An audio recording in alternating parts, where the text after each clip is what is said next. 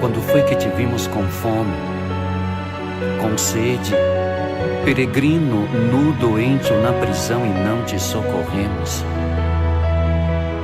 Em verdade eu vos declaro, todas as vezes que deixastes de fazer isso a um destes pequeninos, foi a mim que o deixastes de fazer. Eu caminhava pelas ruas como um maltrapilho, eu buscava alguma ajuda pra sobreviver. Eu tive fome, tive sede, senti dor, gemi de frio. Num papelão a me agasalhar e tu me vias lá.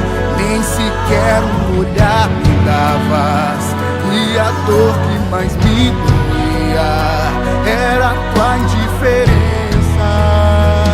Tu que dizias crer nas palavras que eu deixei, e ao orar sempre declaravas que eu era teu Senhor, mas não me via no rosto de cada pobre que sofria,